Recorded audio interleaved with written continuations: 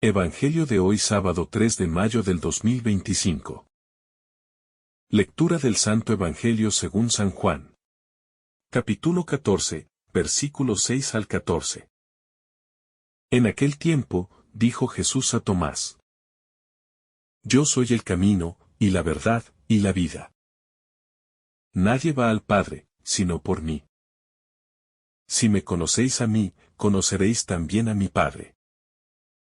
Ahora ya lo conocéis y lo habéis visto. Felipe le dice: Señor, muéstranos al Padre y nos basta. Jesús le replica: Hace tanto que estoy con vosotros. ¿Y no me conoces, Felipe? Quien me ha visto a mí ha visto al Padre. ¿Cómo dices tú, muéstranos al Padre? ¿No crees que yo estoy en el Padre, y el Padre en mí? Lo que yo os digo no lo hablo por cuenta propia. El Padre, que permanece en mí. Él mismo hace las obras, creedme. Yo estoy en el Padre, y el Padre en mí. Si no, creed a las obras. En verdad os digo. El que cree en mí, también él hará las obras que yo hago. Y aún mayores, porque yo me voy al Padre. Y lo que pidáis en mi nombre, yo lo haré. Para que el Padre sea glorificado en el Hijo. Si me pedís algo en mi nombre, yo lo haré. Palabra del Señor. Gloria a ti, Señor Jesús. En el inicio de este pasaje del Evangelio según San Juan, nos encontramos con una escena profundamente significativa, que trasciende el tiempo y el espacio. Jesús sube a un monte y se sienta con sus discípulos, mientras una multitud inmensa lo sigue, porque ha visto los signos que ha realizado sanando a los enfermos. Este primer movimiento nos invita a detenernos en la actitud de los que buscan a Jesús, pues no lo hacen movidos únicamente por la fe, sino por el impacto de sus obras, por la fascinación ante los milagros. Esta actitud, aún hoy, resuena en el corazón humano, que muchas veces busca a Dios no por lo que Él es, sino por lo que puede ofrecer, por las soluciones visibles, por los beneficios inmediatos. Sin embargo, Jesús, que conoce lo profundo de cada corazón, se sienta, contempla y espera. Este acto de sentarse no es menor. Es el gesto del Maestro que enseña, que observa, que se dispone a formar y a transformar. La escena está cargada de silencio interior, de expectativa, de una preparación que no es agitada sino profundamente espiritual. Como si el mismo paisaje se volviera un aula para el reino de Dios. El momento en que se menciona la cercanía de la Pascua añade una capa de sentido espiritual que no puede pasarse por alto. No es simplemente un dato cronológico, sino un marco teológico. La Pascua, fiesta de la liberación de la salida de la esclavitud de Egipto, está próxima.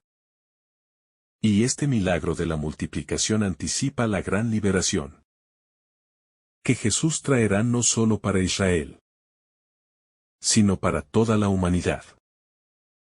Aquí se nos recuerda que el obrar de Dios no es improvisado ni aislado, sino que tiene una pedagogía, una lógica que se despliega a través de signos, que nos preparan para el misterio pascual. Jesús está mostrando, a través de este milagro, que Él es el nuevo Moisés, que alimentará al pueblo en el desierto. No con maná caído del cielo, sino con un pan que es el mismo. La mención de la Pascua nos lleva a contemplar este milagro, no solo como un acto de compasión frente al hambre física, sino como una prefiguración de la Eucaristía, en la que Él se dará como pan vivo para la vida del mundo. Cuando Jesús ve a la multitud que viene hacia él, dirige su atención a Felipe y le plantea una pregunta desconcertante. ¿Dónde compraremos pan para que coman estos? Pero el evangelista nos aclara que Jesús lo decía para probarlo, pues él ya sabía lo que iba a hacer. Este detalle es fundamental. Jesús no hace preguntas para obtener información, sino para generar conciencia, para provocar una reflexión, para ayudar a los suyos a descubrir su propia pobreza y a abrirse al milagro. Jesús prueba a Felipe no con dureza, sino como quien prepara el terreno para una revelación más profunda.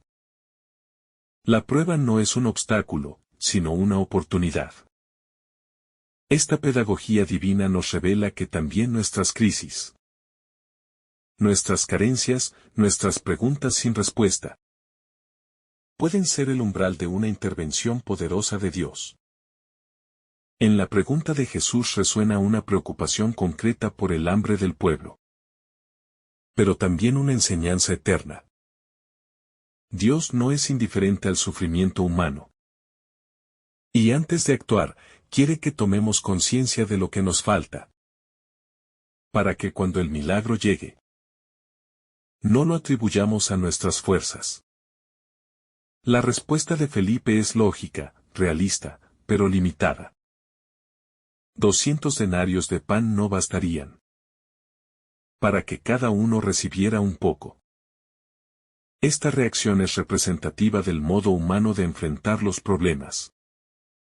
Con cálculos, con cifras, con presupuestos. Felipe representa esa parte de nosotros que frente a una necesidad inmensa se siente superada y se cierra a la posibilidad de lo extraordinario.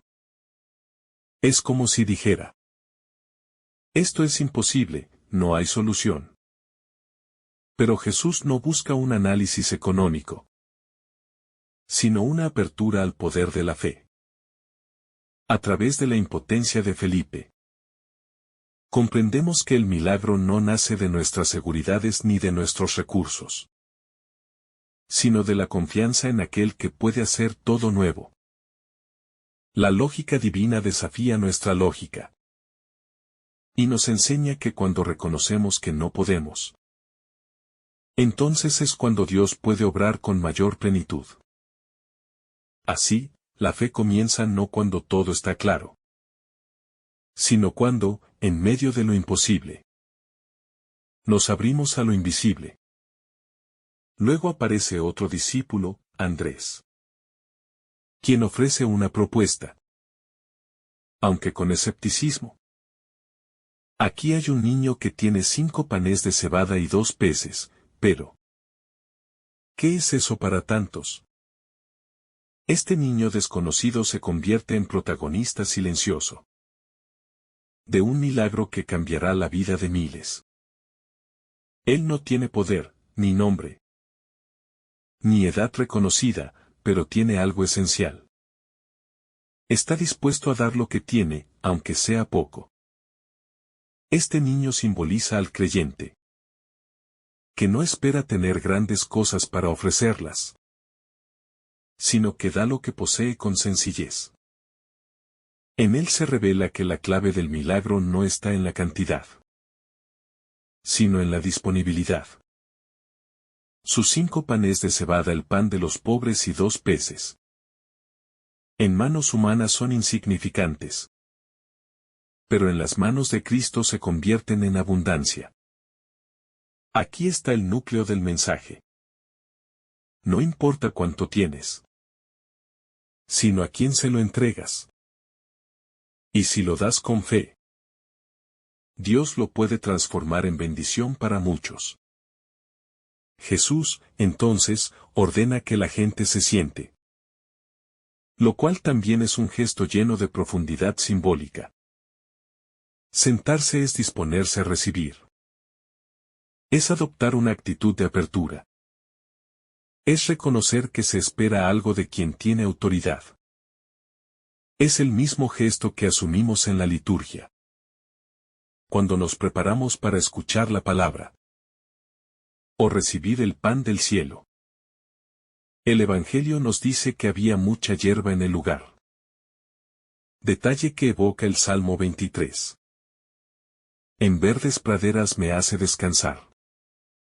Y nos remite a la figura del buen pastor que cuida de su rebaño. Jesús, como nuevo pastor de Israel, hace que el pueblo se recueste. Los prepara para ser alimentados, no solo físicamente, sino también espiritualmente. Este acto también sugiere una nueva organización del pueblo.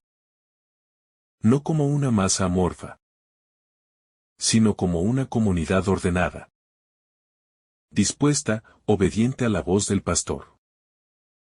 La fe, para ser fecunda, requiere esta disposición interior.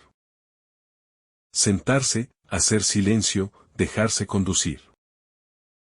En este escenario tan profundamente simbólico, Jesús toma los panes, da gracias y los reparte a los que estaban sentados, haciendo lo mismo con los peces.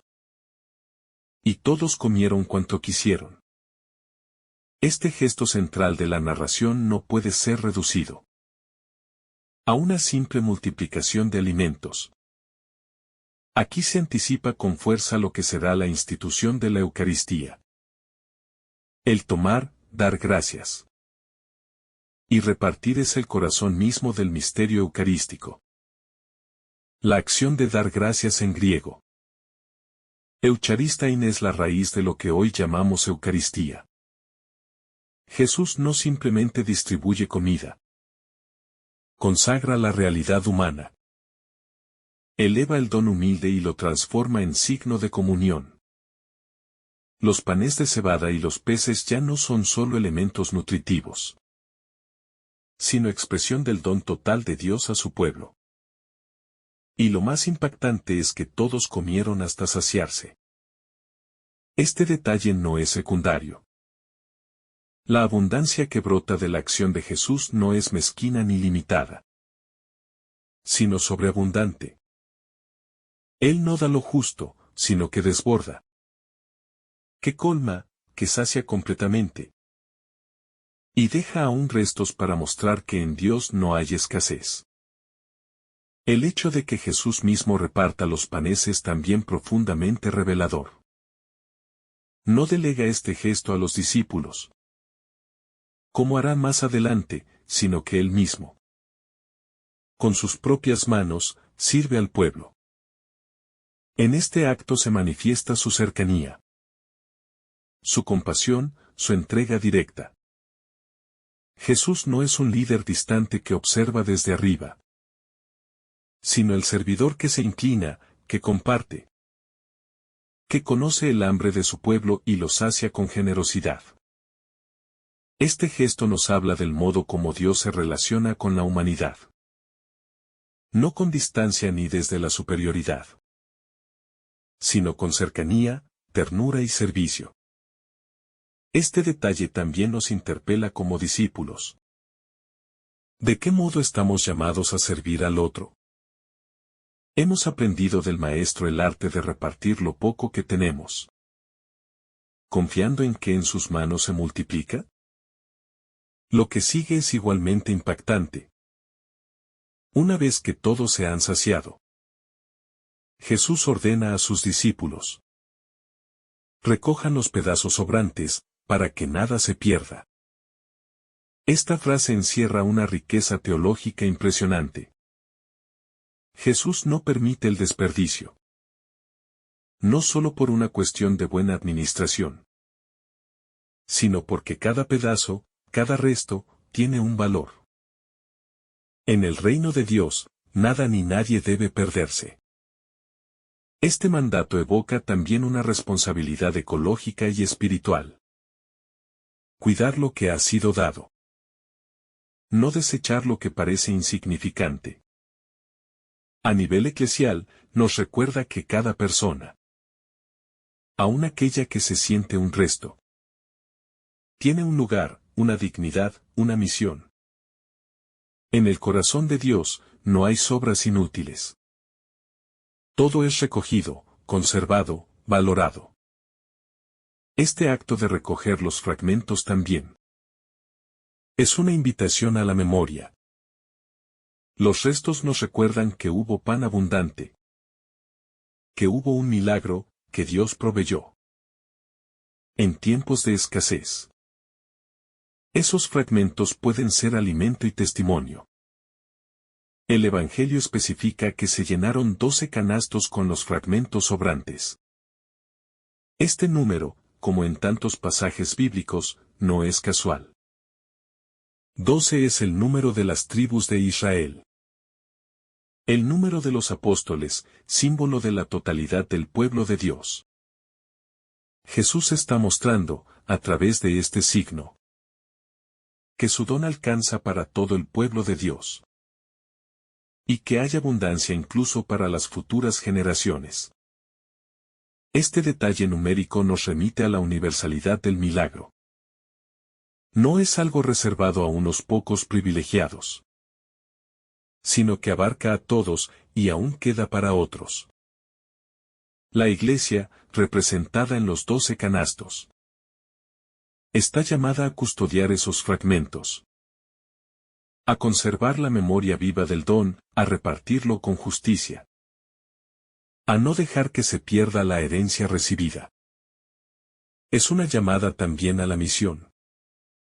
Los canastos llenos están listos para ser llevados, para seguir alimentando a los hambrientos del mundo.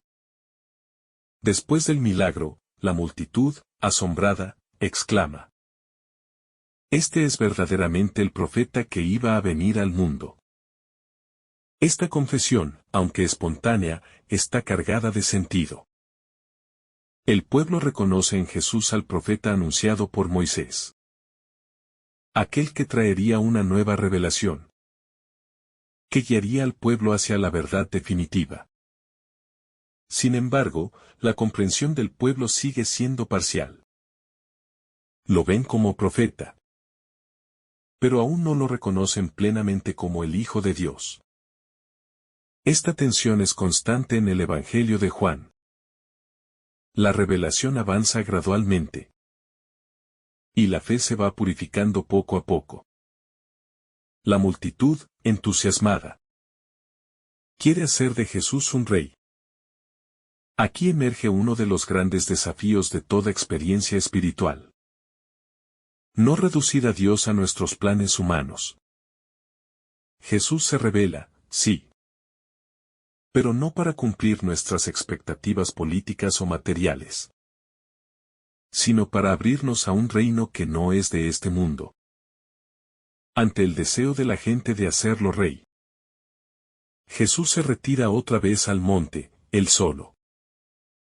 Este retiro tiene un gran valor simbólico. Jesús no se deja atrapar por el entusiasmo popular ni por el éxito del momento. Él sabe que su misión no es ser coronado por la multitud, sino entregar su vida por amor. Esta soledad buscada nos habla de la necesidad de la oración, del discernimiento, de la fidelidad al designio del Padre. Jesús se aleja no por miedo, sino por fidelidad. Su identidad no depende del aplauso ni del reconocimiento humano. Este gesto nos invita a revisar nuestras motivaciones más profundas. ¿Buscamos a Dios para que cumpla nuestros deseos? ¿O para entrar en su voluntad? ¿Estamos dispuestos a retirarnos a la oración cuando el ruido del mundo amenaza con desviarnos? La figura del niño que ofrece sus panes y peces resplandece. Aún más si la contemplamos desde la perspectiva de la cooperación en el milagro. Dios pudo haber hecho llover pan del cielo, como en tiempos de Moisés. Pero elige necesitar de la generosidad de un pequeño. Esto nos enseña que los milagros no suelen darse en el vacío, sino que requieren de una entrega humana. De un sí generoso, aunque humilde. Cada vez que damos lo poco que tenemos con fe, Nos convertimos en instrumentos del reino. En este sentido, cada gesto de caridad, cada acto de servicio, cada sacrificio escondido, puede ser el inicio de una multiplicación de gracia que no imaginamos. La lógica de Dios pasa por lo pequeño, lo sencillo, lo escondido. Y desde ahí, transforma el mundo. Este pasaje es también una lección sobre la relación entre fe y obras. La multitud sigue a Jesús porque ha visto sus signos, pero aún no comprende del todo su mensaje. El milagro del pan multiplica la admiración, pero también pone a prueba la autenticidad del seguimiento. ¿Buscamos a Jesús por lo que hace, o por lo que es? La fe verdadera comienza cuando reconocemos que el mayor milagro no es que Jesús multiplique pan, sino que Él mismo se haga pan. Que no solo da alimento, sino que se da Él mismo como alimento. Este es el paso decisivo que debemos dar. De la fe en los signos, a la fe en la persona. Del deseo de saciar nuestras necesidades, al deseo de vivir en comunión con el que nos ama hasta el extremo. Esta multiplicación de los panes, tan concreta y corporal, es también una metáfora de lo que sucede en la vida espiritual. A menudo sentimos que lo que tenemos no alcanza, que nuestras fuerzas, nuestro tiempo, nuestras capacidades son demasiado limitadas. Pero si los ponemos en las manos del Señor, si dejamos que Él los tome, los bendiga y los reparta, veremos cómo alcanza para más de lo que imaginamos. Esta es una llamada a la confianza, a la entrega, a la esperanza. El Dios de la multiplicación no actúa solo en la Biblia. Actúa en la vida de quienes confían en Él. En las comunidades que viven el Evangelio. En los corazones que no se aferran a lo poco, sino que lo ofrecen con alegría. En el silencio que sigue al milagro. Y en la figura solitaria de Jesús que se retira al monte. Se nos revela otra faceta esencial de la vida cristiana. El discernimiento espiritual. No basta con experimentar el poder de Dios. No basta con estar en medio del entusiasmo de la multitud que ha sido saciada. También es necesario discernir lo que Dios realmente quiere de nosotros. Más allá de lo que nosotros queremos de Él. Jesús, que podía haber sido aclamado como rey por la fuerza del entusiasmo popular, elige alejarse, porque sabe que el verdadero camino hacia el reino pasa por la cruz, no por la gloria inmediata. Este discernimiento es una escuela que la Iglesia ha de seguir aprendiendo siempre. No todo éxito es signo de fidelidad. No toda ovación es señal de que caminamos en la verdad.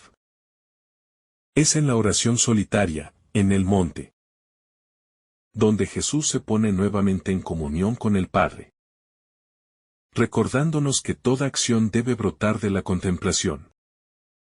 Y que el ruido del mundo no debe suplantar la voz interior de Dios. Que nos guíe en su sabiduría y su paz. Al contemplar esta escena desde una mirada más eclesial, descubrimos en ella el rostro de una iglesia que está llamada a vivir la misma dinámica de Jesús. Acoger a la multitud, sentarla, ofrecerle el pan. Repartirlo con generosidad y recoger lo que sobra. La Iglesia no es dueña del pan, sino servidora del don de Dios. Como los discípulos, estamos invitados a ofrecer lo poco que tenemos, incluso cuando parece insignificante, y confiar en que en las manos del Señor se transformará en alimento para muchos. Esta es la espiritualidad de la entrega confiada. No mirarse a sí mismo con autosuficiencia ni con desesperanza, sino mirar al Maestro, que toma lo poco y lo hace abundante. Así, el milagro de la multiplicación continúa hoy. En cada Eucaristía, en cada mesa compartida. En cada acto de solidaridad que brota del Evangelio. No es una historia del pasado, sino una profecía del presente que se cumple cada vez que la Iglesia actúa como Cristo. Este texto también resuena como un fuerte llamado a una espiritualidad del compartir. Vivimos en un mundo marcado por la acumulación, el individualismo y la lógica del mercado, donde el valor de las personas suele medirse por lo que tienen y no por lo que son. Frente a esa lógica, el Evangelio de la multiplicación nos propone otro camino. El de poner en común lo que tenemos, por poco que sea, y descubrir que en la comunión nacen milagros. No se trata de una fórmula mágica, sino de un cambio de mentalidad, de una conversión del corazón. Cuando dejamos de pensar solo en nuestras necesidades y comenzamos a preocuparnos por las de los demás. Cuando pasamos del egoísmo a la entrega, entonces empezamos a experimentar una multiplicación de vida, de alegría, de sentido. El pan compartido se convierte en símbolo del reino. Una realidad donde nadie pasa hambre, porque todos están dispuestos a dar. Es imposible leer este pasaje sin pensar en la Eucaristía. Ese sacramento que es el corazón palpitante de la vida cristiana. Lo que ocurre en el monte, al repartir los panes y los peces, se prolonga y se profundiza en cada altar del mundo, donde Cristo mismo se parte y se reparte como pan de vida. La Eucaristía es la verdadera multiplicación, porque de una sola hostia, Cristo se da por entero a cada uno, sin dividirse, sin agotarse. Cada vez que comulgamos, entramos en la lógica del don absoluto. No recibimos solo un símbolo, sino al mismo Cristo vivo, que se ofrece por nosotros. Y este don nos transforma, nos convierte en lo que recibimos. Cuerpo entregado, sangre derramada, vida ofrecida. Vivir la Eucaristía es, por tanto, mucho más que asistir a una ceremonia.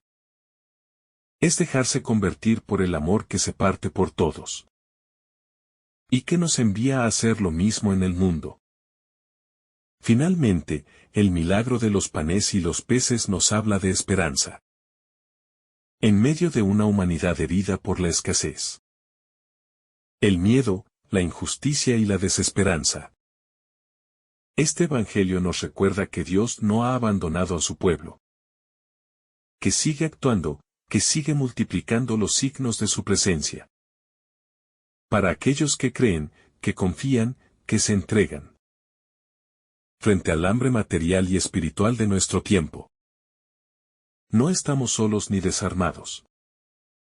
Tenemos un Dios que se conmueve, que actúa, que sacia, que multiplica. Pero también tenemos una misión: ser instrumentos de esa multiplicación, poniendo en las manos de Dios todo lo que somos y tenemos, para que Él lo transforme y lo reparta. La fe no es esperar milagros desde fuera, sino colaborar con Dios en la realización de su reino desde dentro. Desde la entrega, desde el servicio, desde la confianza. Así, cada uno de nosotros está llamado a ser ese niño del Evangelio. Pequeño, sí, pero esencial para el milagro. Que el Señor te bendiga abundantemente en este día. En el nombre del Padre, del Hijo, y del Espíritu Santo. Amén.